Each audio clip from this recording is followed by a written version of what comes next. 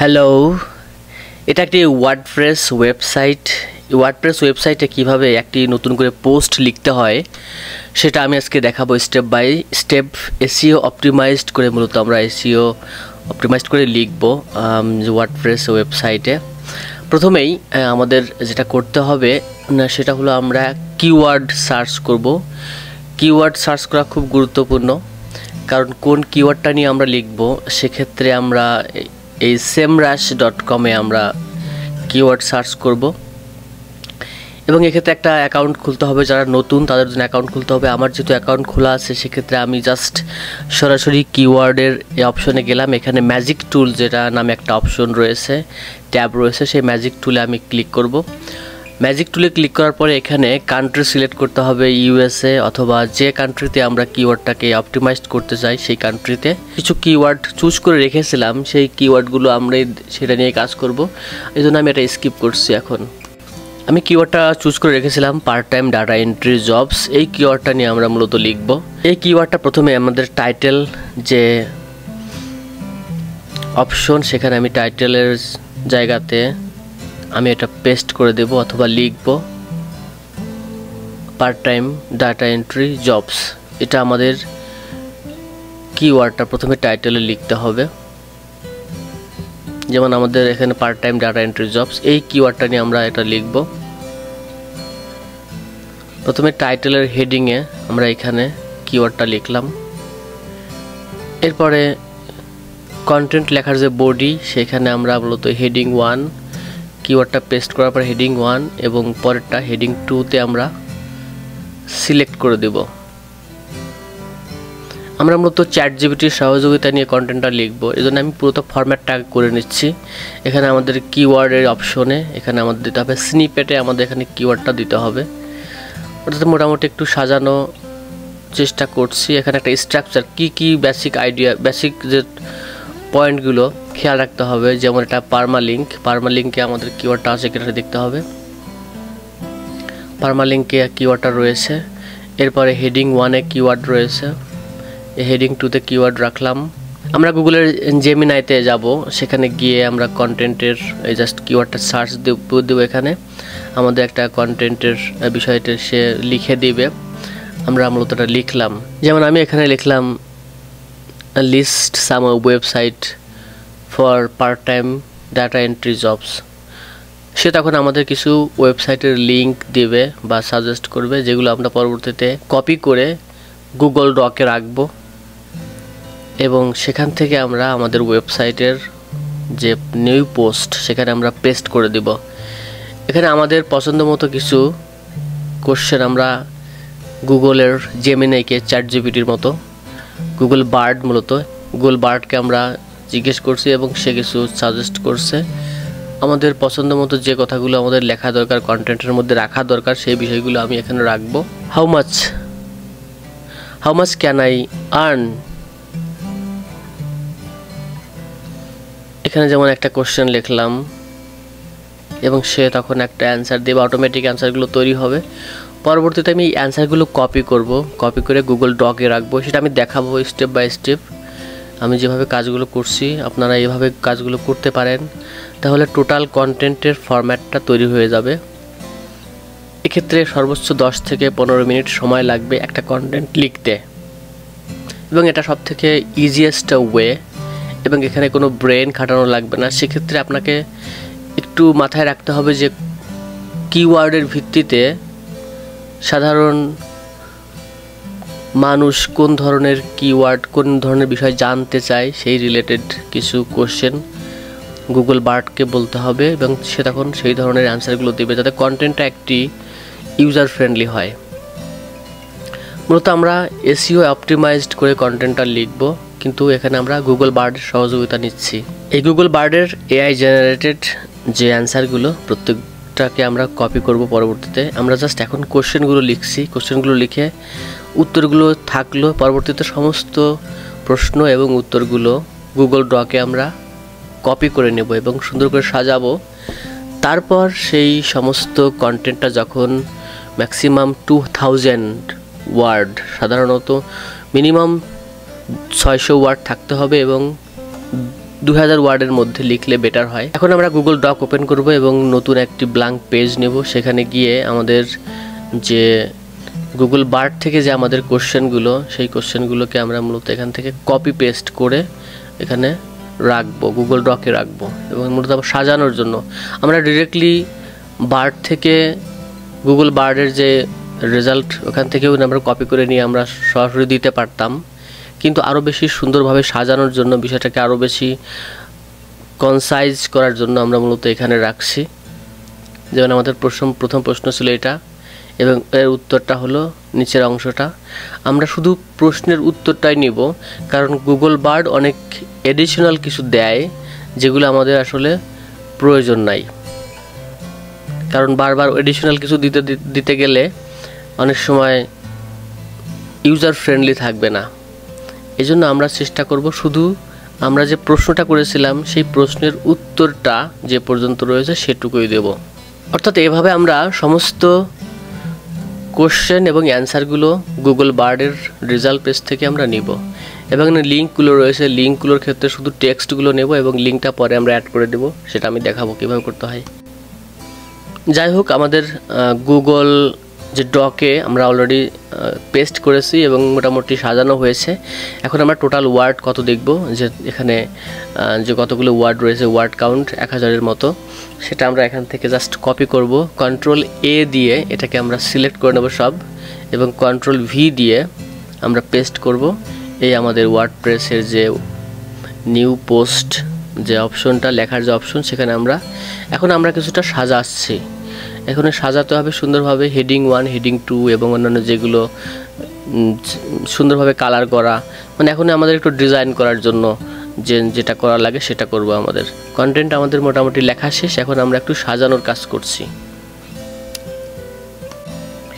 আমাদের কন্টেন্টের মধ্যে সাজানোর পাশাপাশি আমাদের আরও একটা কাজ করতে হয়, সেটা হলো যে আমাদের কন্টেন্টের বিভিন্ন শব্দ যেগুলো আমাদের অপরিচিত সেগুলোতে আমরা লিঙ্ক অ্যাড করব। এটা হলো ভাই এক্সটার্নাল লিঙ্ক এবং ইন্টারনাল লিঙ্ক, এই দুই ধরনের লিঙ্ক আমাদের দিতে হবে। এক্সটার্নাল লিঙ্ক বলতে বাইরে থেকে কোনো লিঙ্ক, আমরা যেমন আপওয়ার্ক অথবা ফাইবার, এই শব্দগুলো তো আসলে মানুষ জানতে চায়, বা ডাটা এন্ট্রি কাজ করার জন্য কোথায় কোথায় কাজ করবে সেই লিঙ্কগুলো আমরা মূলত এখানে অ্যাড করে দেব।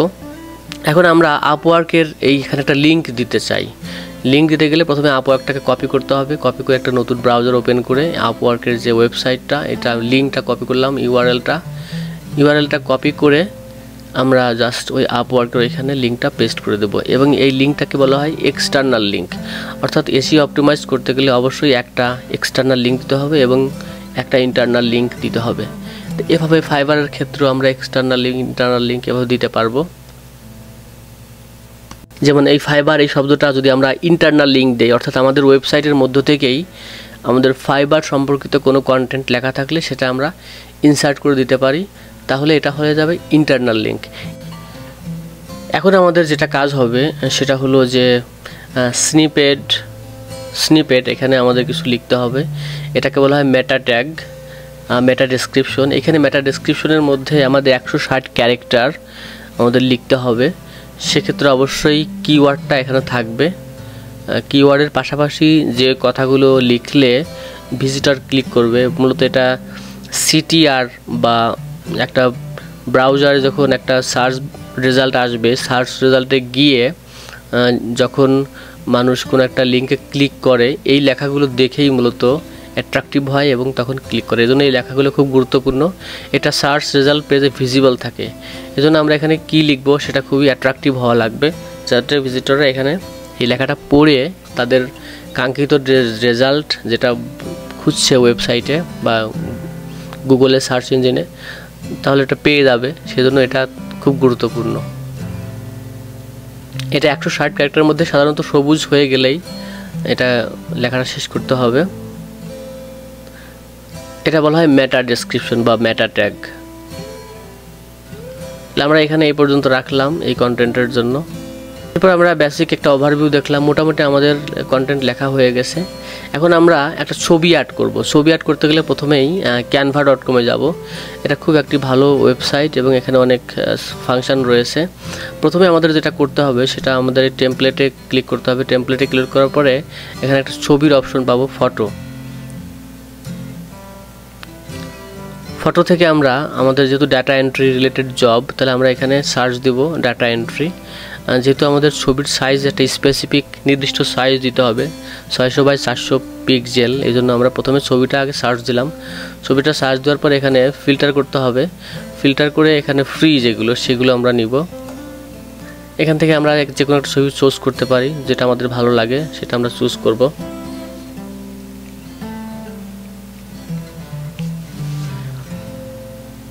সাপোজ এই ছবিটা আমরা নিলাম। এখন ইউজ ইন ডিজাইন, এবার কাস্টম সাইজে গিয়ে এখানে 600x400 আমরা দিয়ে দেব।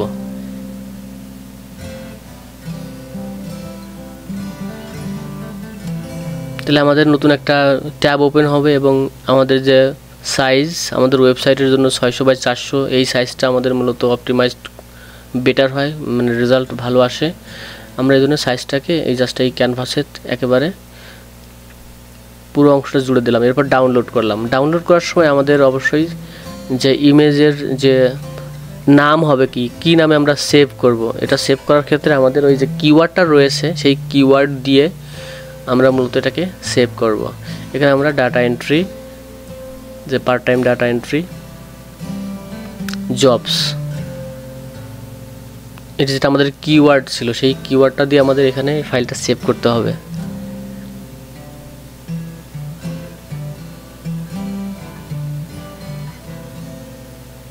আমরা যেখানে রাখতে পারি ডাউনলোড অপশনে আমরা রাখলাম। রাখার পরে এটা যেহেতু সাইজটাও কমে যাবে, মাত্র 50 বা 60 কিলোবাইটের কাছাকাছি থাকবে, এটা বেটার হয়। বেশি বড় আকারের ছবি এখানে কখনোই আমরা দিব না। এরপর আমরা ছবি আপলোড করব। ছবি যেটা আমরা কেবল ডাউনলোড করলাম এটা আমরা আপলোড করব। অ্যাড ইমেজে গিয়ে ছবি আপলোড করতে হবে। আমরা যেখানে ছবিটা রেখেছিলাম সেখান থেকে এই ছবিটা নিলাম। এখানে যে সাইজটা দেখাচ্ছে 60, ম্যাক্সিমাম 60 হলে বেটার হয় কিলোবাইট। এবার আমাদের যতগুলো ছবি রয়েছে এখান থেকে আমাদের এই ছবিটা ডাউনলোড করে এটাকে ইনসার্ট করে দিতে হবে।